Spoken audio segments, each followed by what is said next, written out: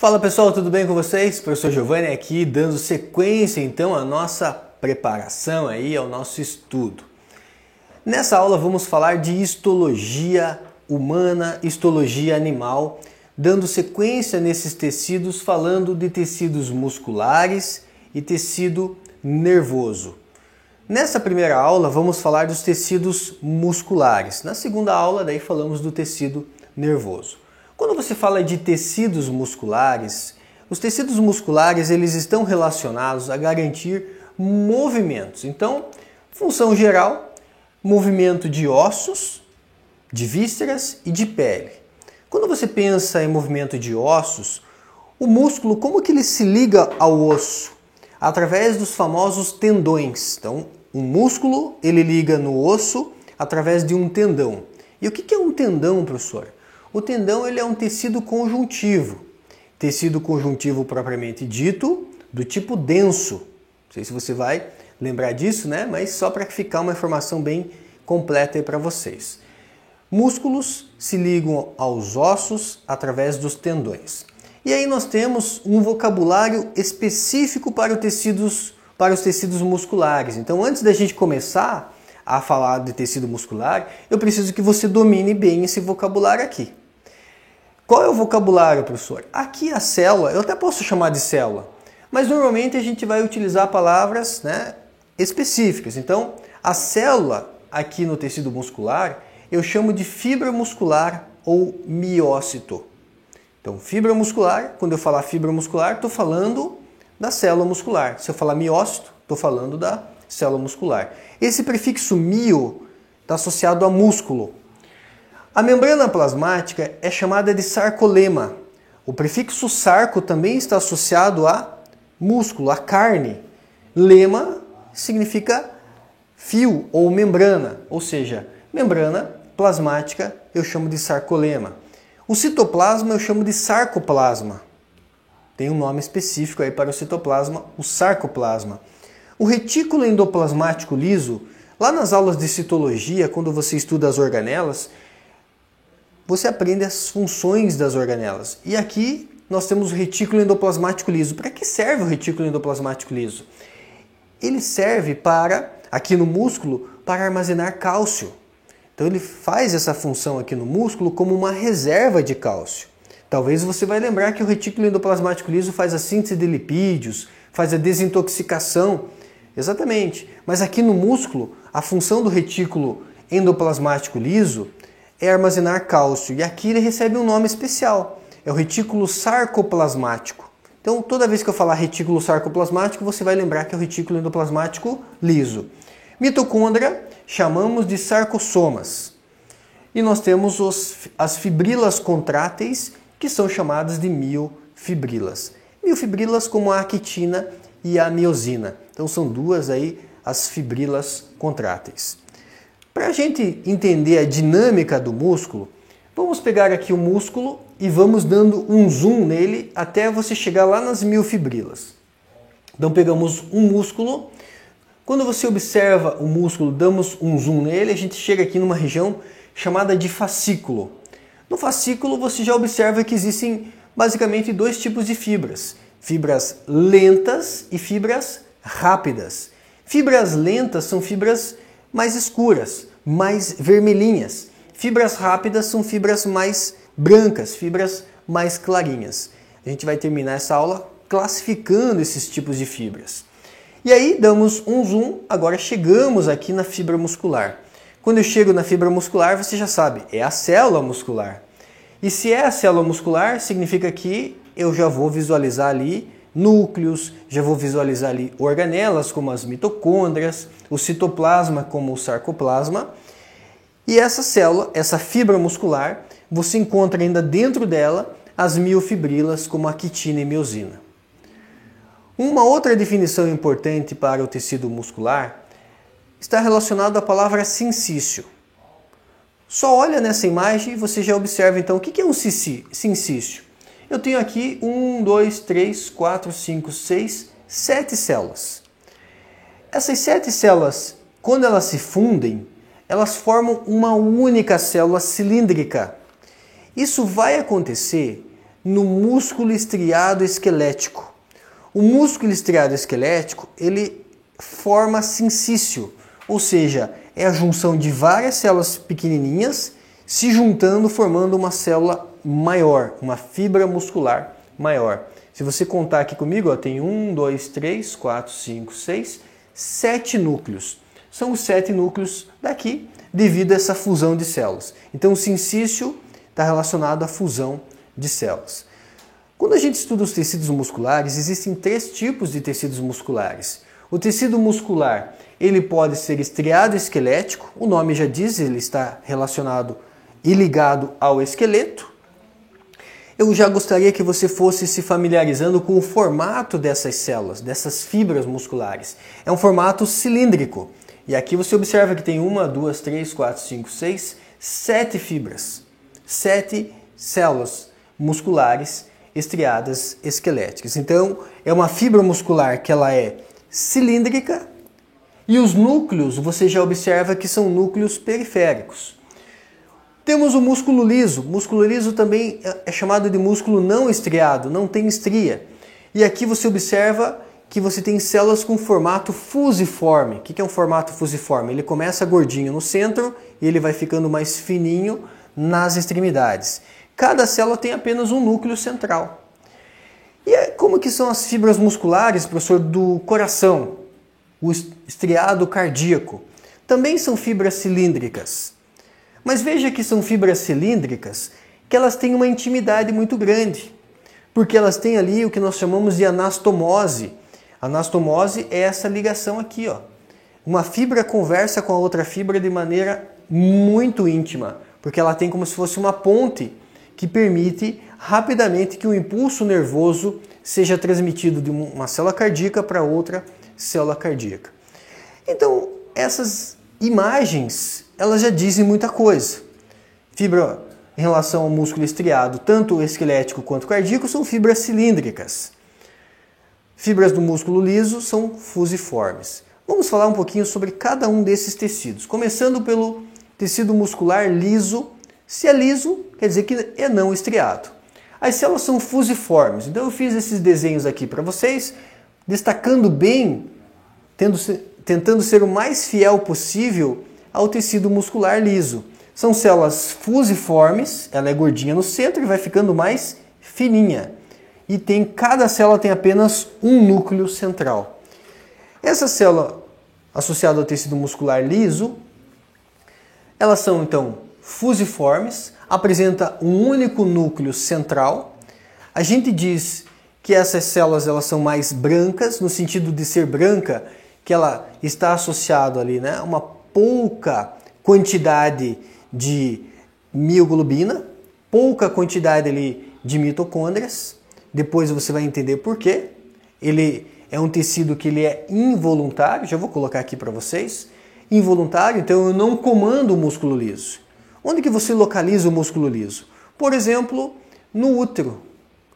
Nas contrações do útero durante o parto, é um processo involuntário. Quando uma menina tem cólicas uterinas, se ela der o comando para a cólica não vai parar. Por quê? Porque o músculo liso, ele é involuntário. Então, ele é controlado pelo sistema nervoso autônomo. Autônomo, eu não controlo, certo? Ele está associado a órgãos ocos, como é o caso do útero, e tem boa regeneração. Então essas características aqui vão ajudar vocês a resolver aí exercícios. Boa regeneração quer dizer, o músculo liso sofre mitose, sofre divisão celular. É uma característica importante em relação ao músculo liso. Ainda em relação ao tecido muscular, vamos falar agora do tecido muscular esquelético. Também fiz aqui uma imagem para vocês, fibras cilíndricas. Você observa que tem aqui 1, 2, 3, 4 fibras. Os núcleos são periféricos. E o músculo estriado esquelético, pensa no seu bíceps. O bíceps é esse músculo aqui, né, do seu muque. Em relação ao bíceps, se eu dou o comando para ele contrair, ele contrai. Contrai, relaxa o bíceps. Então ele me responde. Então quer dizer que o tecido muscular estriado esquelético, o sistema de funcionamento dele é voluntário. está associado ao sistema nervoso central. Eu dou o comando, ele responde. Então todo músculo do seu corpo que você dá o comando, ele responde, está relacionado ao músculo estriado esquelético. E quais são as funções e as características em relação a esse tecido muscular estriado esquelético que eu preciso saber? Em relação às características, ele apresenta vários núcleos. Lembra do sincício, né? Então, ele apresenta vários núcleos por conta do sincício.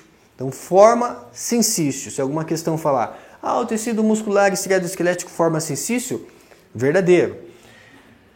Ele é plurinucleado ou multinucleado, ou possui vários núcleos. Ele é mais vermelho em relação, né, a outros tecidos musculares, aí, por exemplo, liso, esse aqui é mais vermelho, por conta da presença de mioglobina, a presença de muitas mitocôndrias.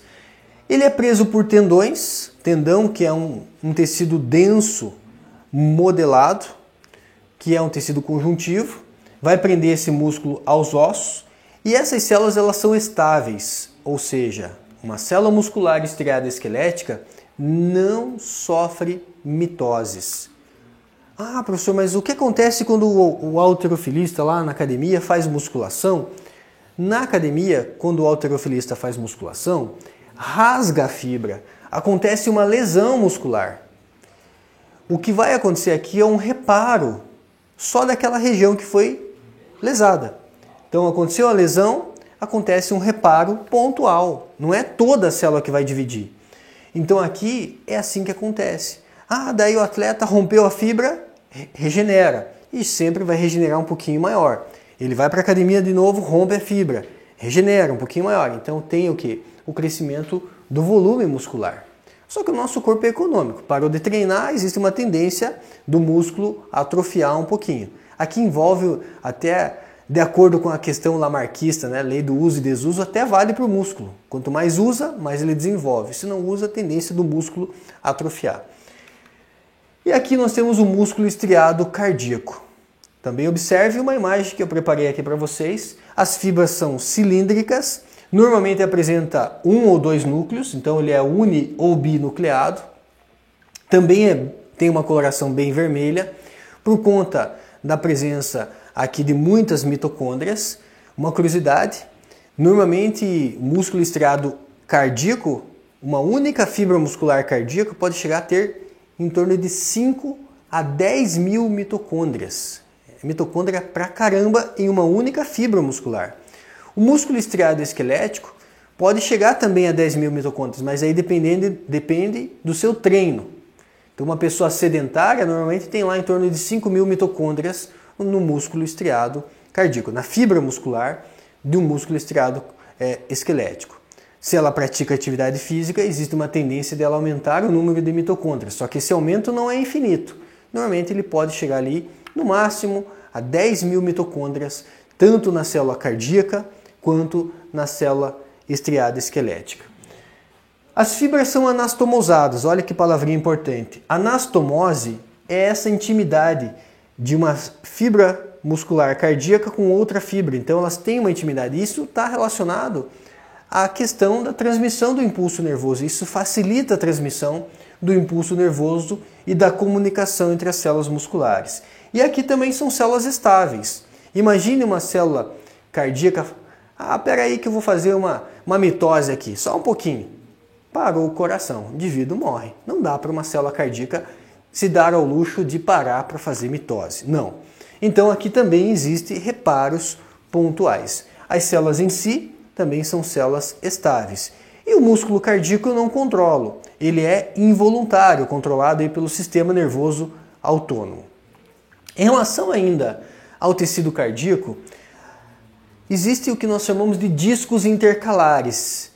Disco intercalar, galera, só o músculo cardíaco tem. Sobre o que é o disco intercalar? Observe a animação aqui, ó. Eu vou passar uma linha aqui para vocês, mais uma vez aqui, ó, e mais uma vez ali. Isso aqui, ó, permite que, ao invés de uma fibra se conectar com outra fibra assim, ela se conecta assim. Isso permite um encaixe maior. E nós chamamos isso então de discos intercalares. Uma intimidade também maior. Aumenta a superfície de contato entre duas fibras cardíacas. E nós temos o que nós chamamos de unidade contrátil do músculo estriado esquelético. Então pense assim, ó, uma fibra muscular estriada esquelética ela é como se fosse um trem. E a unidade de contração é como se fosse o vagão. Então agora a gente vai dar uma olhada em um vagãozinho lá, o que nós chamamos de sarcômero ou miômero. Então eu tenho uma linha Z, outra linha Z. Entre duas linhas Z, nós encontramos as miofibrilas, que são chamadas aí de actina e de miosina. A miosina é mais central, representada aqui na cor vermelha, as actinas ficam mais na lateral. O que vai acontecer aqui no processo de contração é que as actinas vão deslizar na miosina, então você vai ter esse movimento aqui. Isso aqui é chamado de sarcômero ou miômero. E o sarcômero ou miômero é a unidade contrátil do músculo estriado esquelético. Então quando eu digo para vocês que o músculo estriado esquelético, o músculo estriado cardíaco tem estrias, estão relacionados à presença de sarcômero ou miômero, essa unidade contrátil. E aí você pode observar como que acontece a contração. O sarcômero relaxado, uma vez que eu libero o cálcio, lembre-se que o retículo sarcoplasmático armazena cálcio. Quando ele libera cálcio, acontece a formação de pontes citoplasmáticas de cálcio. E nesse momento, então, você tem o quê? Você tem a miosina ligando e puxando as actinas, e isso gasta ATP. E aí acontece o processo de contração, você contrai o seu bíceps. Então, temos essa situação aqui, o sarcômero contraído. No momento que esse cálcio volta para o retículo sarcoplasmático, acontece o relaxamento. Só que para o cálcio voltar para o retículo sarcoplasmático, também gasta ATP. Então, importante, gasta ATP para contrair, gasta ATP para relaxar. Por quê? Porque no relaxamento o cálcio tem que voltar para o retículo sarcoplasmático. E a gente diz que na contração, as linhas Z elas se aproximam, promovendo aí a contração. Agora eu vou compartilhar com vocês uma imagem um pouco mais complexa. Em relação ao músculo cardíaco e o músculo esquelético, nós temos o que nós chamamos de tubo T, ou túbulos T. Aqui você vê o sarcolema, a membrana plasmática de uma fibra muscular. Está vendo que ela sofre aqui uma invaginação, formando como se fosse um T. Essa invaginação permite que você tenha uma entrada do cálcio mais rápida no músculo. Já que o estriado cardíaco e o estriado esquelético eles gastam muita energia, depende do cálcio para a contração ali das estrias, então tem o túbulo T. O cálcio chega, é absorvido pela célula, entra aqui por proteínas que reconhece o cálcio e permite a sua entrada. Ele vai ser armazenado no retículo sarcoplasmático, aqui também retículo sarcoplasmático. Uma vez que esse cálcio é liberado aqui no citoplasma, o que acontece? Formam-se aqui faíscas de cálcio e temos a contração. Formam-se as pontes citoplasmáticas de cálcio e as actinas puxam, as miosinas puxam as actinas, então contrai o sarcômero. Uma vez que o cálcio é liberado, ele volta para o retículo sarcoplasmático, veja que gasta ATP. O que acontece? Acontece a liberação das pontes citoplasmáticas de cálcio. Então elas descolam das actinas. Imagina que eu sou a miosina, então eu estou aqui conectado, eu descolo e aí temos o relaxamento. No relaxamento gasta ATP porque o cálcio tem que voltar para o retículo sarcoplasmático. E a todo momento temos a bomba de sódio e potássio atuando. Então bombeando 3 sódio fora, 2 potássio dentro, 3 sódio fora, 2 potássio dentro, também garantindo a diferença de potencial ali da membrana plasmática e um bom funcionamento.